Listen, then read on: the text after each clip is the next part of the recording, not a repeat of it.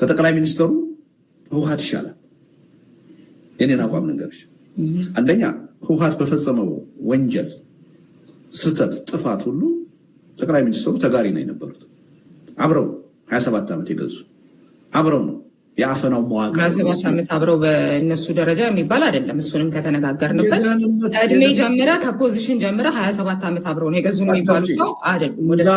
እንዳውም አልኩሽ በሲቪል ደረጃ ሳይሆን የደህንነት ሰራተኛ ሆነው እኮ 27 ዓመት አይደለማ። ከመቼ ጀምሮ ከእድሜም ከምንም ልንነጋገር እንችላለን። ያማ እድሜያቸውም ላይፈቅድ ይችላል። መጀመሪያው ላይ 27 ዓመት አንልማ።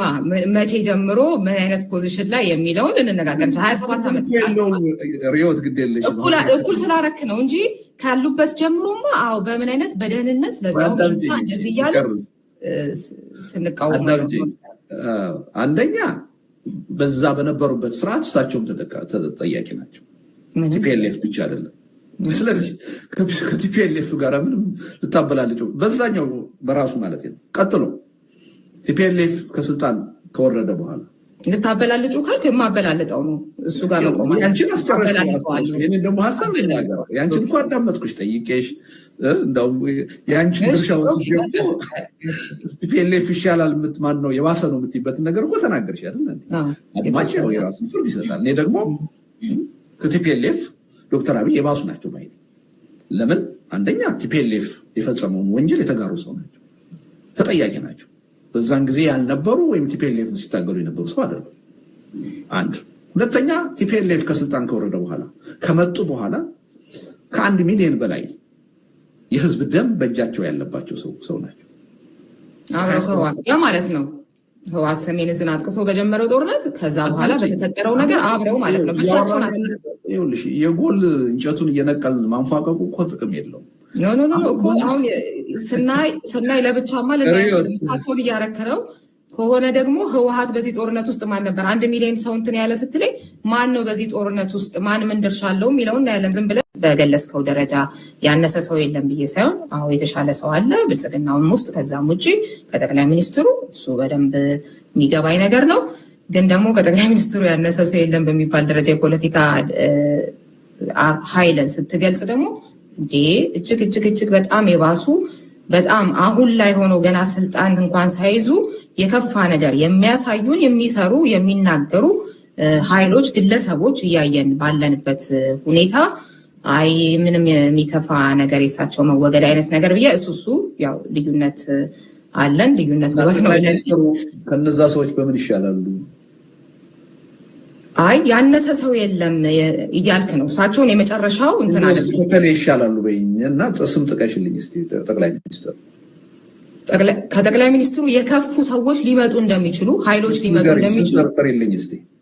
አዎ ለምሳሌ ስም ልጠራልህ እችላለሁኝ። አሁን ቅድም አንተ ከጠቀስካቸው ውስጥ የትም ሩቅም ሳልሄድ ማለት ነው ከጠቀስካቸው ውስጥ አንታገልም ያልካቸው የህወሓት ሰዎች 27 ዓመታችንን በዋናነት የኢህአዴግ ዋና ሆነው የኖሩ ናቸው። ለምሳሌ አይደለም አሁንም ትግራይን እያስተዳደሩ ነው ያሉት።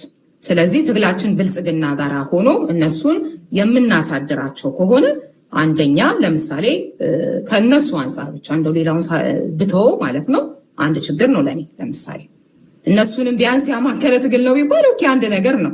አይ እነሱ በኋላ ነው የምንመለስባቸው እንጂ ዋናው ትኩረታችን ግን ብልጽግና በተለይም ደግሞ ጠቅላይ ሚኒስትሩ ነው አይነቱ ነገር በተግባር አይተናቸው እኮ ሀገራችንን እዚህ ለመድረስ በዋናነት ከሚጠቀሱት ውስጥ አሁንም በዚህ 7 ዓመት ውስጥ ብልጽግና እንዳለ ሆኖ እሱ እያስተዳደረ ስለሆነ በዋናነት የነሱ ግን ጦርነቱ ሚስት ይሁን ከዛ በፊት የሚያደረጓቸው በርካታ ነገሮች የነሱ አሻራ መጥፎ አሻራ ሆኖ እያለ እዚህ ያደረሰን እነሱን እናሳድር አይነቱ ነገር ለምሳሌ የማይገባኝ ነውና የህወሓት ሰዎች ለምሳሌ።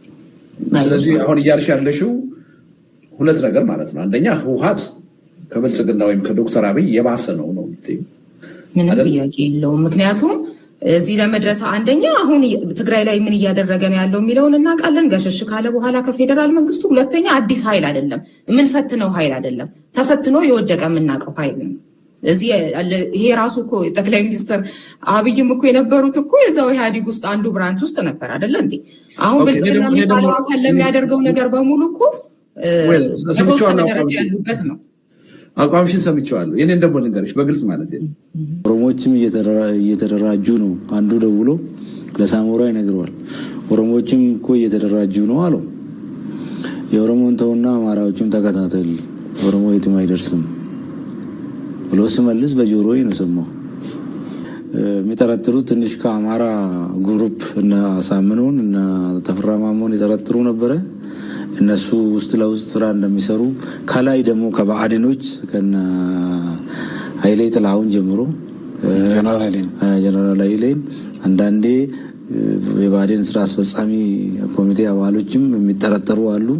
እብን ከነ አቶ አዲሱ ጀምሮ ይጠረጥራሉ። ግን ዝም ብለው ሲገናኙ ያጨበጭባሉ። ሀሜት ካልሆነ የትም አይደርሱም፣ አይደራጁም የሚል እርስ በራሳቸው አይስማሙ የሚል የኦሮሞን ደግሞ ጠቅላላ አላሰቡ የት ይደርሳሉ። ስለዚህ በዛ ደረጃ ላይ ሰክሮ ስለነበሩ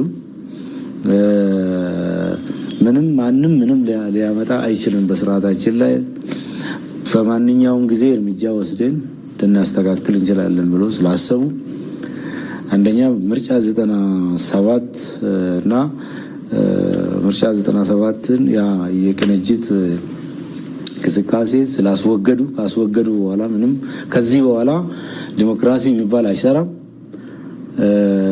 ምርጫ ዝም ብለን ለስሙላ እናደርጋለን እንጂ በእንዲህ አይነት አንለቅም ተብሎ ከሻለቃ ተጎድተናል ሳናስብ ነው እዚህ አደጋ የመጣብን። ከዚህ በኋላ መደራጀት አለብን ብሎ ከሻለቃ በላይ ተደራጅቶ ሼር እንዲገዛ አንበሳ ኢንተርናሽናል ባንክ የተባለው እዛን ጊዜ ለወታደሮቹ ነው የተቋቋመው። ሻለቃ በላይ ላለው የትግራይ ሰራዊት ወታደሮች 1-2 ሼር እስከ 10 ሼር መግዛት እንደሚችል ከዛ ምርጫ 97 ብርሃኑ ነጋ አሸነፈ ተብሎ ፕሮፌሰር ብርሃኑ አሸንፈዋል ተብሎ እሱ ነው ከንቲባ የሚሆነው የአዲስ አበባ ከንቲባ የሚሆነው ተብሎ መሬት እንዳለ ተሸነሸነ። ከትግራይ 40,000 ሰው መጣ መሬት ለመውሰድ። ከዛ በኋላ እንትነው ላይ ብርሃኑም አልገባም፣ ቅንጅትም ተባረረ፣ ተሸነፈ። ከዛ ሰፈርን እኮ በትግራይ አዲስ አበባ ውስጥ ሰፈሮች በትግራይ ስም እንዲሰሩ ተደረጉ። ጎላጉል ምናምን የሚባሉት ባድሜ አሉ መሰለኝ። እዚህ ጎላጉል ወደም ይታወቃል። እነዚህ አሁን በትግራይ ስም ነው የተሰየሙት። በቃ በሰፈራ እንዲያዙሉ ተደረገ። የትግራይ ሰው አዲስ አበባ ውስጥ መኖር አዲስ አበባ መጥቶ መኖር አዲስ አበባ ቦታ ቢኖረው ችግር አይደለም። ኢትዮጵያ ነው በፊትም የነበረ ነው። ምንም ችግር አይደለም። በፊትም የነበረ ነው። ለወደፊትም ይኖራል። ሰው በሀገሩ ይቅርና አሜሪካን ዋሽንግተን ውስጥ እናንተ ቤት ልትገዙ ሊኖራችሁ ይችላል አይደለም።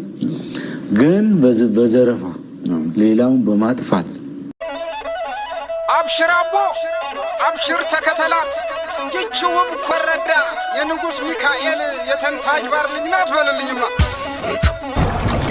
ተንታቲዮ ፍራው አይደለም ወይ ወረና ናትንታ